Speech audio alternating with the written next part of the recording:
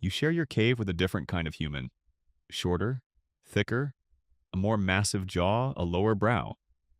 But their eyes understand you. They're building tools beside you. They're teaching their children. They're grieving their dead.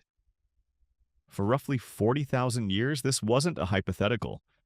Neanderthals and early humans lived at the same time on the same continent. We know this now because of Svante Pabo and the revolution in ancient DNA. When scientists sequenced the Neanderthal genome in 2010, they discovered something that rewrote human history. Modern humans carry between 1 and 4% Neanderthal DNA. We interbred. We coexisted. And then, around 40,000 years ago, they disappeared. But what if they didn't? What if that interbreeding became deeper? What if, instead of extinction, Neanderthals became part of the human continuum? Archaeological evidence from Châtelperronian sites in France shows us that Neanderthals weren't dumb brutes. They made complex tools. They decorated themselves. They hunted strategically in cold climates where humans struggled.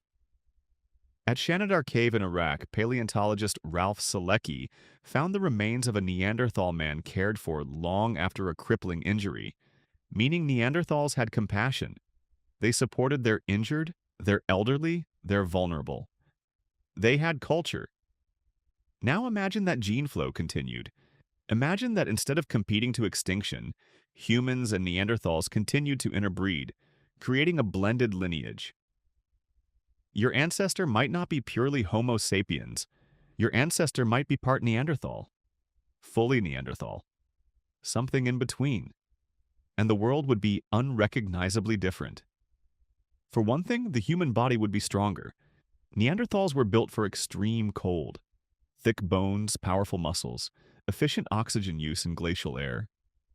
A world with coexisting Neanderthals might have meant humans adapting faster to ice ages, spreading further north more quickly. The agricultural revolution might have looked different. The power structures of early civilizations might have reflected not one human lineage, but two. But here's the counterintuitive part. We might have progressed slower. Neanderthals were specialized, brilliant in their niche. Humans were generalists, flexible, innovative, culture-crazy.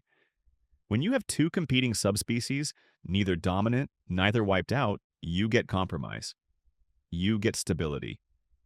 Neanderthals might have anchored us to particular hunting grounds, particular strategies that worked. We might have spent the last 40,000 years perfecting survival in the Ice Age rather than building cities. Or maybe we would have killed them anyway.